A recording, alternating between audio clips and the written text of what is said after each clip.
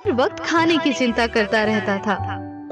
इधर माला खेतों में सब्जियां तोड़ने जाती है और माला को आते देख रामकिशन माला से कहता है, अरे आ गई तुम, चलो अच्छा ही आ गई हो तो।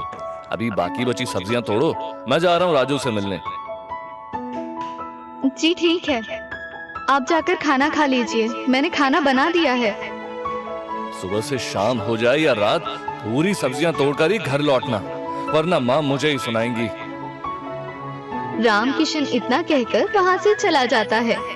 माला भी सब्जियां तोड़ने में लग जाती है और सब्जियां तोड़ते तोड़ते कब शाम से रात हो जाती है माला को ये पता भी नहीं चलता। इधर माला को शाम की दिया बत्ती की चिंता सता रही होती है।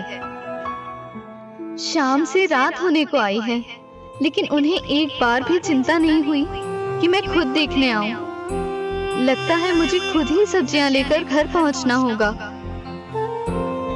इतना कहकर माला टूटी हुई सब्जियों को टोकरी में रखती है और घर के लिए निकल पड़ती है।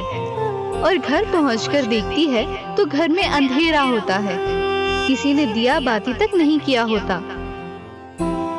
हे सिया राम, मुझे माफ करना, आज दिया बाती में मुझे थोड़ा विलंब हो गया। अब जैसे ही माला दिया बाती करने जाती है, मोहल्ले से घूम फिर कर शांता घर आती है और घर में अंधेरा देखकर माला को सुनाने लगती है।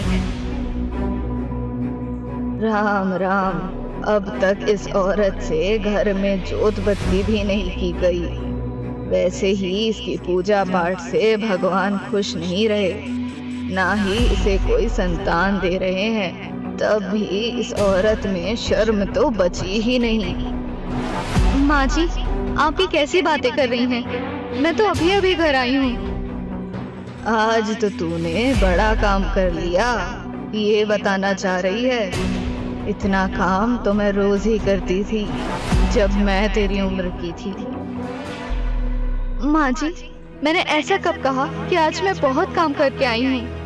मैं तो बस बता रही थी कि मैं अभी अभी घर आई हूँ और दिया बत्ती करने ही जा रही थी। अरे हाँ, क्यों नहीं, तू ही तो है जो इस घर को चला रही है, बिना हमारे वंश को आगे बढ़ाए, बांझ कही की।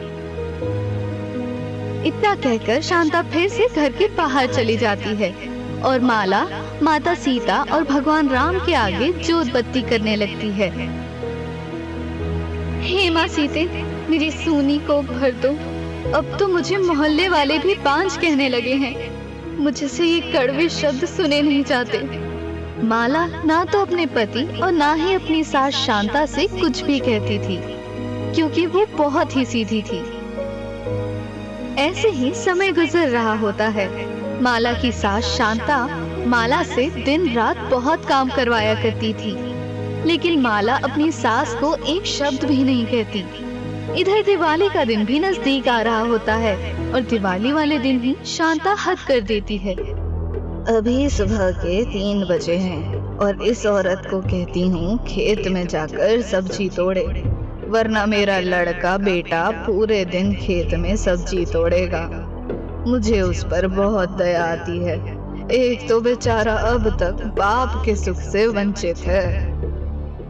अरे बहू, सुनती क्यों नहीं? उठ जा, सुबह के 3 बज रहे हैं। आज खेत की सारी सब्जियां तुझे ही तोड़नी है।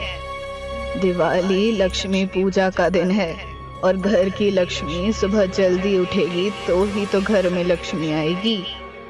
इसीलिए जल्दी उठा रही हूँ ताकि 8 बजे तक तू पूरी सब्जियां तोड़कर वापस आ जाए। माँ, मुझे सोने दीजिए, मैं शाम में सब्जियां तोड़कर लाई थी तो मैं बहुत थक चुकी हूँ। प्यार से कह रही हूँ तो मान जा, वरना मुझे तो लगता है तुझ पर पानी डालना पड़ेगा, तब जाकर तू उठेगी। माला बेचारी भी क्या करती, वो उठकर बैठ जाती है और अपने सर पर टोकरा लिए अपने घर से निकल जाती है। माँ जी न जाने क्या चाहती हैं, मुझे तो यहाँ डर भी लग रहा है। माला अब खेतों में पहुँचती है और लालटेन के सहारे सब्जियां तोड़ने लगती है। माला को नींद भी आ रही होती है। लेकिन वो सब्जियां तोड़ने में लगी हुई है। तभी माला को गंगू सुबह के 4 बजे खेतों में सब्जी तोड़ते देखता है। अरे सुबह सुबह माला भाभी खेतों में सब्जियां तोड़ रही है। लगता है रामकिशन भाई साहब को अच्छी कमाई हो रही है सब्जियों से। लेकिन मुझे क्या, मुझे तो जोरों की आई है, अपना काम कर लेता हूँ पहले। अब माला सुबह के 7 बजे घर लौटती है और वो देखती है कि उसकी सास और उसका पति दोनों अभी तक सो रहे हैं। बेचारी माला घर का काम करती है, तभी माला के घर बिजली पहुंचती है। अरे रे, क्या बात है माला, आजकल तो तू खूब मेहनत करने लगी है। अभी अभी मेरे पति बता रहे थे कि तू सुबह 4 बजे खेत में थी। हाँ, वो मैं सब्जियां तोड़ने गई थी और अब भी आई हूँ। अब मैं घर के काम करूँगी। इसका मतलब तू खेतों में सब्जी तोड़ने गई थी तो लोगों को बताते गई है कि मेरी सास ने मुझे सुबह सुबह खेतों में भेज दिया। अरे तू तो अपने मन से गई थी ना, और अपनी सास को बदनाम कर रही है। अरे शांता काकी, चाहे माला को खेत में आपने भेजा हो या माला खुद से गई हो, लेकिन काम तो आप लोगों का ही हुआ है ना, इसमें लड़ने वाली क्या बात है।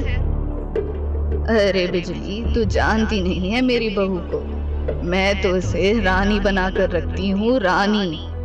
भले ही ये मेरे कुल को आगे नहीं बढ़ा रही है। हाँ शांता काकी, इस बात का दुख तो मुझे भी बहुत है, तभी तो आप सूखती जा रही हैं। अरे बिजली, क्या बताऊं, जहाँ 3 टाइम का खाना खाती थी, अब एक समय की रोटी भी सही से नहीं खाई जाती। कुछ भी कह लो, बुढ़िया का काम नौटंकी से कम नहीं है। जब देखो तब इसका मुंह चलता रहता है और कहती है एक समय का भी खाना नहीं खाती हूँ। मुझे तो पता है बेचारी माला पर ये बुढ़िया कितना जुल्म करती है।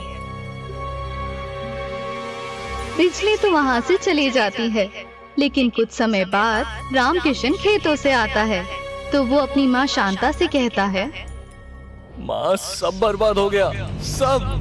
खेतों में टमाटर, मिर्च, बैंगन और जितनी भी हरी सब्जियां थी, उनमें किसी ने अपनी गाय भैंस चरा दी है।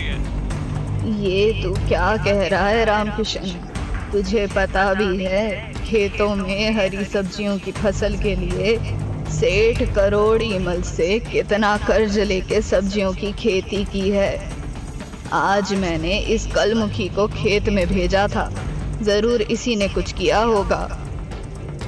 इधर माला घर का काम करने के बाद पूजा करने के लिए बैठी ही होती है। तभी शांता माला के हाथों से पूजा की थाली छीन लेती है। क्यों री, तू